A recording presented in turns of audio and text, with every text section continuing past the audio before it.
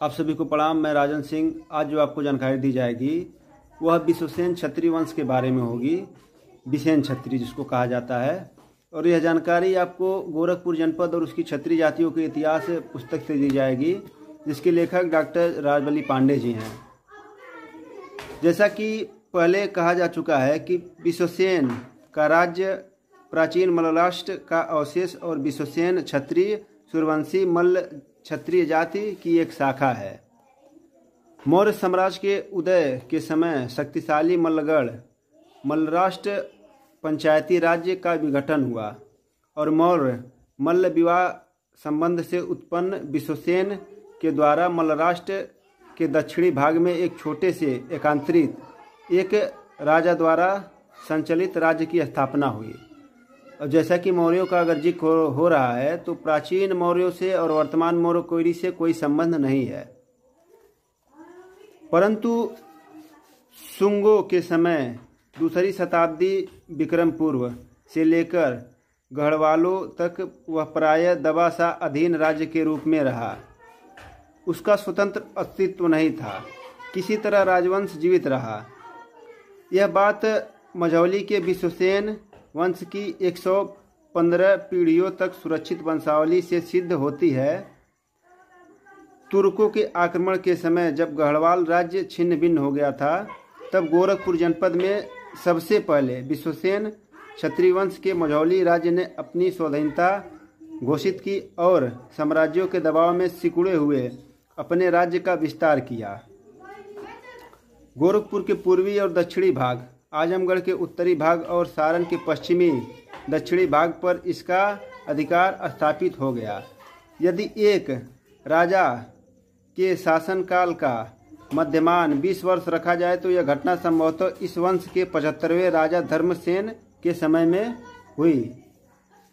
इस समय मझौली के विश्वसेन का प्रतिद्वंदी गोरखपुर जनपद के दक्षिण पश्चिमी भाग में डोमकटार क्षत्रिय थे, जिन्होंने डोमिनगढ़ को अपनी राजधानी बनाकर आसपास के प्रदेश पर अपना अधिकार जमा लिया था। बांसी और बस्ती की ओर पूर्व की ओर बढ़ने वाली सिरनेत क्षत्रियों की सहायता से मझौली ने डोमकटारों की शक्ति का विनाश किया, किंतु डोमकटारों के स्थान पर स्वयं सिरनेतों ने अपना राज्य स्थापित कर लिया। डोमकटारों को हराकर सिरनेतों ने अपना राज्य स्थापित कर लिया। इस तरह गोरखपुर के पूर्वी भाग में विश्वसेन और पश्चिमी भाग में सिरनेत वंश के दो शक्तिशाली बराबर राज्य स्थापित हो गए और बचे बीच के भागों के लिए, जो दोनों राज्यों के बीच में हिस्सा बचा था, जमीन बची थी, उसके लिए दोनों में बीच बीच में संघर्ष भी होते रहे। संघर्ष भी चलता रहा, यानी कि लड़ाई जिसको कहा जाता है होती रही। इसका फल यह हुआ कि 14वीं 15वीं शताब्दी विक्रम में मझौली का विस्तार पश्चिम में सिलहट परगने तक जाकर रुक गया, किंतु इस पर सिरनेतों की बराबर दृष्टि बनी रही। तुर्क आक्रमणकारियों का मझौली के साथ क्या संबंध था, यह भी विचारणीय विषय है। यह पहले ही लिखा जा चुका है कि तुर्कों ने भौगोलिक कठिनाइयों से गोरखपुर जनपद पर अधिकार जमाने का प्रयत्न नहीं किया।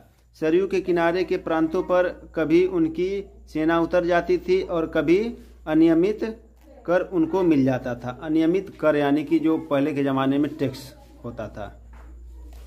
वास्तव में यह उनकी लूट का माल था, शासन का फल नहीं।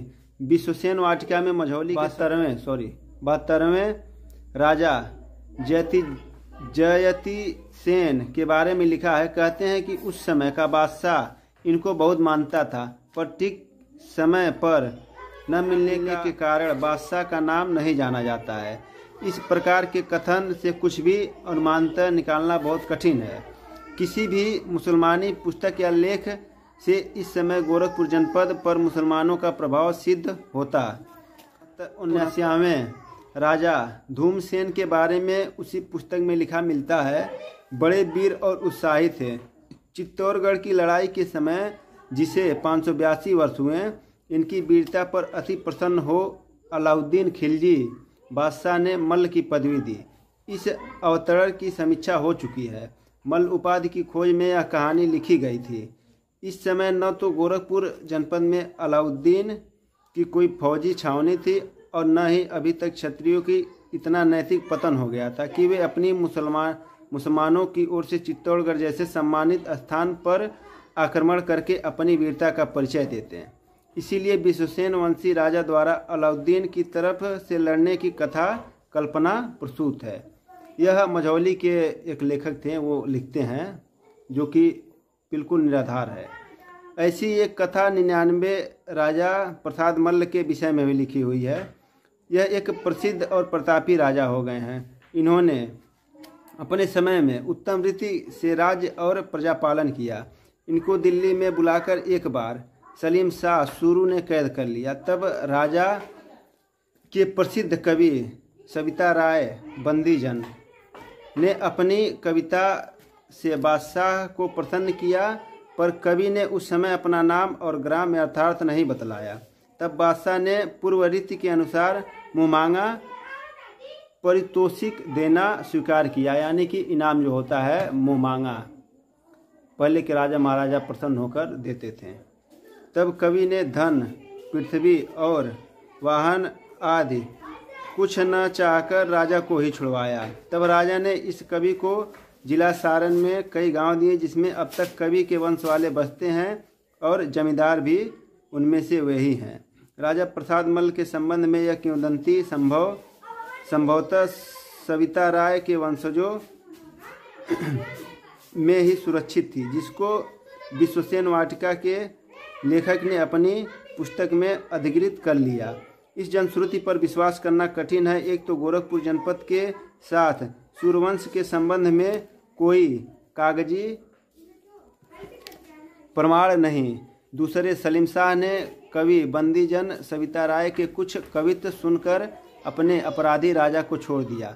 यह घटना केवल बच्चों के विश्वास करने योग्य है। सच बात तो यह है कि अकबर के पहले किसी तुर्क या पठान शासक ने गोरखपुर जनपद पर पूरा अधिकार जमाने और शासन करने का प्रयत्न नहीं किया, और स्थानीय राजाओं के समान मझौली के राजा भी स्वतंत्र ही बने रहे।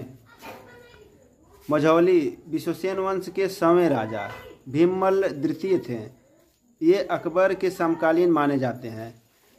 इनके संबंध में विश्वसेन वाटिका में यह विवरण मिलता है। यह अपने पिता जो 99 प्रसाद मल्ल से अधिक प्रतापी, वीर और बुद्धिमान विद्वान हुए। संभवतः 1627 सन 1570 ईस्वी में जब दिल्ली गए अकबर, बादशाह ने इनकी विद्या, बुद्धि और वीरता आदि सब विषयों में परीक्षा ली और सब में उत्तम पाकर यथावत सम्मान किया। कहते हैं कि बादशाह ने सदा के लिए महाराज की उपाधि और खिल्लत दी। उसी के साथ रीवा के बवेल राजा राम सिंह को भी, जो हाराज भीममल्ल के मित्र थे, बहुत कुछ उपाधि और अधिकार दिया। बादशाह की अनुमति से महाराज भीममल्ल का विवाह रीवा हुआ। अकबर के मरने पर जहांगीर ने सिंहासन पर बैठकर 1605 ईस्वी में महाराजा भीममल्ल को 5000 खिलअत दी। इन्होंने बहुत दिन तक राज्य किया।